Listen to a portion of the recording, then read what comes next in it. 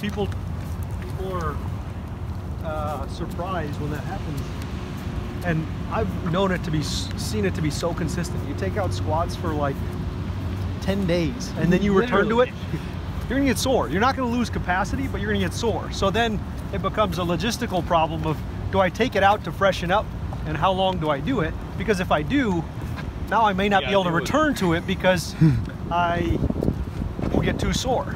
And if I can't return to it, then what's the cost in terms of my max strength? Even if I moved on to something totally different, then I run into the same issue. It's a novel training stimulus and I get sore all over again.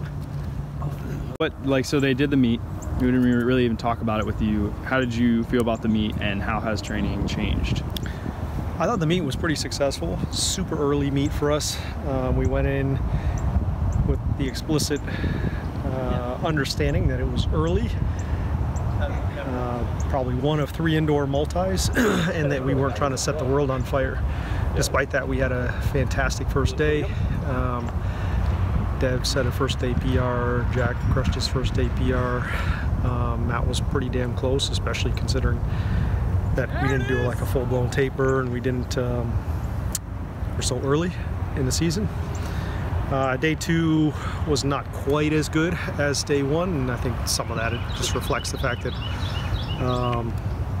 we haven't pole vaulted as much as some of the other events.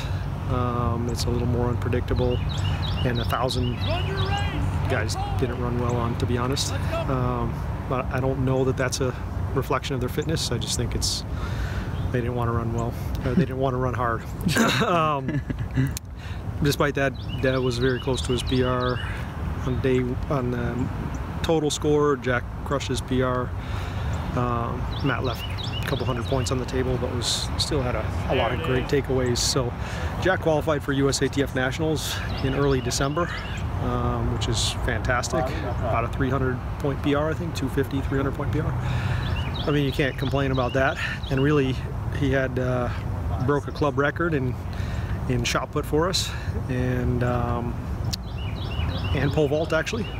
So it was 2 really nice performances, 1 big overall performance. Guys were a little dinged up, a little sore in the following days. What we did was they finished on Saturday. We took Sunday off. We took Monday off. Tuesday was super light volume. Wednesday we kind of resumed with some sprinting and lifting again, but it was on a reduced volume. And we kind of kept that theme all the way into this week as well. The guys are still feeling a little bit of residual effect, some of which is due to the fact that we backed off and then are returning to train again. So anytime that happens, even in very short durations, you see guys get sore all over again or get fatigued. So this is a rest week for us, a deload week for us. We're kind of treating it as a half and half because of the logistics of guys going away and traveling for the holiday week. So we're going to kind of take this deload week a little more aggressively and then eat into our first week of the next cycle with a little bit easier trainings. Basically just defer some of the deload into the holiday week, so it makes it a little more sense logistically and family and travel wise. Yeah, we did RSI scores yesterday, as we do on the first of each week, and guys were much more banged up than I had thought. A couple of the guys did a pole vault meet on the weekend, low-key pole vault meet, so that may have contributed a little bit, but overall everybody was a little bit banged up on Monday, so we just scrapped some of what we had to do, cut about 25% volume again, even though it wasn't all that high. And then today we're kind of going to plow through as normal, a recovery day, some tempo, and then we're out. Sweet. Slackers.